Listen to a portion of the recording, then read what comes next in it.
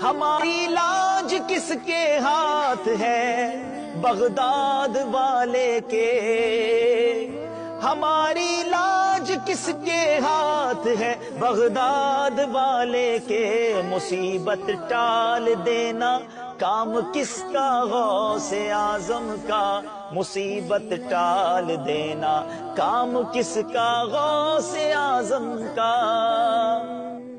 کہ جتنے بزرگ مزارات پر جا کر استغاثے پیش کرتے ہیں، کیا وہ قرآن و حدیث نہیں پڑھے ہوئے تھے؟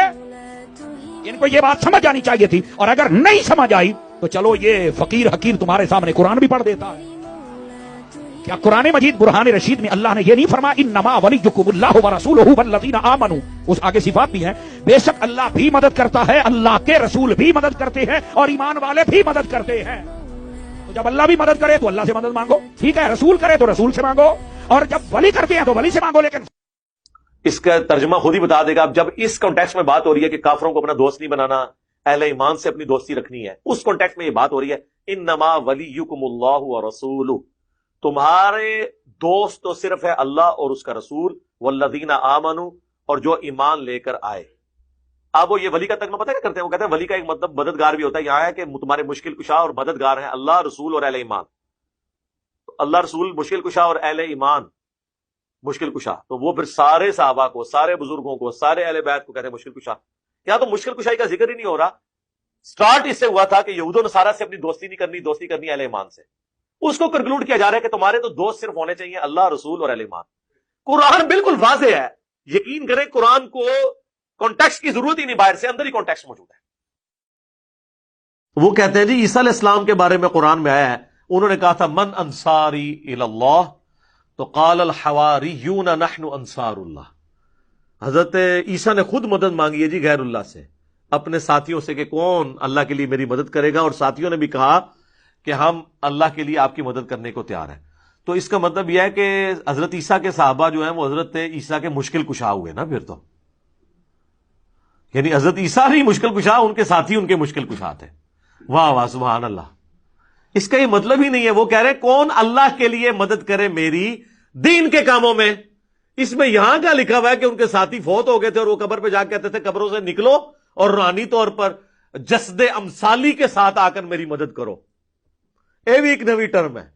تو دوسری کہنا نا قاسم نوتوی صاحب 6 سال بعد کس طرح نکلے وہ دیوبند کی صلح کرانے کے لیے بیداری میں، وہ کہتے ہیں جسد امثالی کے ساتھ ایک نیا ان کو جسم ملا تھا تو اسے قبر نکلا ہے۔ اچھا بریلویوں کے بابے نکل آئے تو وہ شرک، دیوبندیوں کے نکل آئے تو توحید۔ اپنی عقل کا علاج کروائے۔ تو یہ تو بالکل ظاہری اسباب ہے، یہ وہی چیز ہے جو قرآن میں حکم ہے وَتَعَاوَنُوا عَلَى الْبِرِّ وَالتَّقْوَى وَلَا تَعَاوَنُوا عَلَى الْإِثْمِ وَالْعُدْوَانِ، نیکی پرہیزگاری کے کاموں میں ایک دوسرے کی مدد کرو، برائی کے کاموں میں نہ کرو۔ اس میں تو غیر اللہ کو غائب میں پکارا ہی نہیں جا رہا، نہ مرے ہوئے کو پکارا جا رہا ہے، نہ کسی دور والے کو، جو سامنے موجود ہے وہ تو سر آپ کافر سے بھی مدد لیں۔ صحیح بخاری میں حدیث ہے، نبی علیہ السلام کی وفات اس حال میں ہوئی کہ آپ کی زرہ گروی رکھی ہوئی تھی یہودی کے پاس اناج کے بس، تو آپ کافر سے بھی مدد لیں ظاہری اسباب میں۔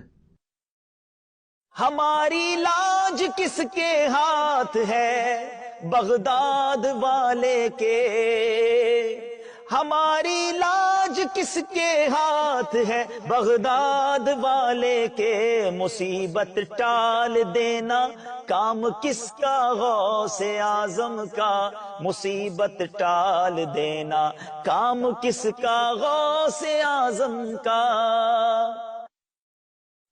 لیکن یہ تو نہیں ہے کہ کوئی فوت ہو گیا ہے اور سامنے موجود نہیں، آپ اس کو مدد کے لیے پکار رہے ہیں، نہیں، وہ نہ آپ کسی جن کو پکار سکتے ہیں، نہ فرشتے کو، نہ کسی پیغمبر کو، نہ کسی بزرگ کو۔ اور یہ تو حضرت عیسیٰ کے ساتھی تھے نا، اس طرح کی آیت تو قرآن میں نبی صلی اللہ علیہ وسلم کے لیے بھی ہے۔ سورۃ الاعراف میں آیت نمبر 157 ہے، جس میں اللہ تعالی نے باقاعدہ حکم دیا ہے اہل ایمان کو کہ تمہارا ایمان اس وقت کامل ہوگا کہ جب تم نبی کی مدد کرو گے ان کے دین کے سلسلے میں۔ فالذین آمنوا بہ وعزروہ، جو ان پر ایمان لے کر آئے پھر ان کی عزت کی، ونصروہ، اور ان کی مدد کی، واتبعوا النور الذی انزل معہ، اور پیروی کی اس قرآن نور کی جو ان کے ساتھ نازل ہوا، اولئک هم المفلحون، وہ ہیں فلاح والے۔ ہم آج بھی نبی علیہ السلام کی مدد کر سکتے ہیں ان کے دین کی اشاعت کر کے. تو اس کا کیا مطلب ہے ہم رسول اللہ کے مشکل کشا ہو گئے؟ نہیں، ہم تو اپنی مشکل دور کرنے کے لیے اللہ کے دین کا جو ہے وہ کام کر رہے ہیں. تو یہ معنی ہی کچھ اور تھا، اس کو بدل دیا. میں نے عرض کیا وہ حاجی عبد الحبیب صاحب کے حوالے سے نا لوگ بڑی عجیب و غریب کے غوث پاک کے دربار پہ گئے تو وہاں چل کے تمنائیں کر رہے تھے، التجائیں کر رہے تھے. تو میں نے بتایا کہ یہ بزرگوں کا طریقہ ہے. تو مجھے کئی دوستوں نے میسج کیے کہ یار کچھ ایسے گندے کیڑے بھی ہیں جو کہہ رہے ہیں کہ قرآن کی دلیل نہیں دی ہے. تو میں نے کہا ویسے انہیں عقل ہوتی نا تو یہ بات انہیں سمجھ جانی چاہیے تھی کہ جتنے بزرگ مزارات پر جا کر استغاثے پیش کرتے ہیں کیا وہ قرآن و حدیث نہیں پڑھے ہوئے تھے؟ ان کو یہ بات سمجھ جانی چاہیے تھی. اور اگر نہیں سمجھ آئی تو چلو یہ فقیر حقیر تمہارے سامنے قرآن بھی پڑھ دیتا ہے. کیا قرآن مجید برہان رشید میں اللہ نے یہ نہیں فرمایا انما ولیکم اللہ ورسولہ والذین آمنوا؟ اس آگے صفات بھی ہیں، بے شک اللہ بھی مدد کرتا ہے، اللہ کے رسول بھی مدد کرتے ہیں اور ایمان والے بھی مدد کرتے ہیں. تو جب اللہ بھی مدد کرے تو اللہ سے مدد مانگو، ٹھیک ہے، رسول کرے تو رسول سے مانگو، اور جب ولی کرتے ہیں تو ولی سے مانگو. لیکن یقین کریں اگر یہ گوروں کو اردو آتی ہو نا تو کس طرح مذاق اڑائے ان کی باتوں کا کہ بات کیا تھی تو بنا انہوں نے کہاں سے کیا دی.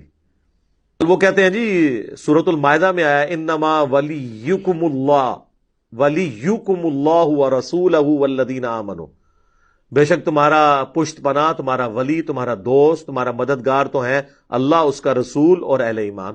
تو بالکل ہم مانتے ہیں. اس میں یہ کہاں سے ثابت ہو گیا کہ آپ ان کو پکار رہے ہیں؟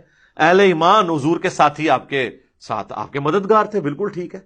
یہ تو نہیں ہوا کہ حضور علیہ السلام نے خیبر کے موقع پر حضرت حمزہ کو پکارا ہو جو فوت ہو چکے ہوئے تھے احد میں کہ آئے میری مدد فرمائے. حضرت علی صاحب نے موجود تھے، ان کو بلایا. تو بالکل دوست بھی ہیں، پشت پناہ بھی ہیں جو اویلیبل ہیں. آج کی ڈیٹ میں صرف اللہ کو مدد کے لیے پکاریں گے اور اہل ایمان جو آپ کے سامنے موجود ہیں آپ کے ساتھ ساتھی ہوں گے. اور اس کو وہ سپورٹیو آیت ہے سورۃ الانفال کی آیت نمبر 62، ڈیسائسو ہے، بالکل واضح ہے. وَإِن يُرِيدُوا أَن يَخْدَعُوكَ، اے نبی اگر آپ کو خطرہ ہونا کہ یہ کافر آپ کے ساتھ دھوکہ کریں گے، فَإِنَّ حَسْبَكَ اللَّهُ، تو بے شک اللہ آپ کے لیے کافی ہے.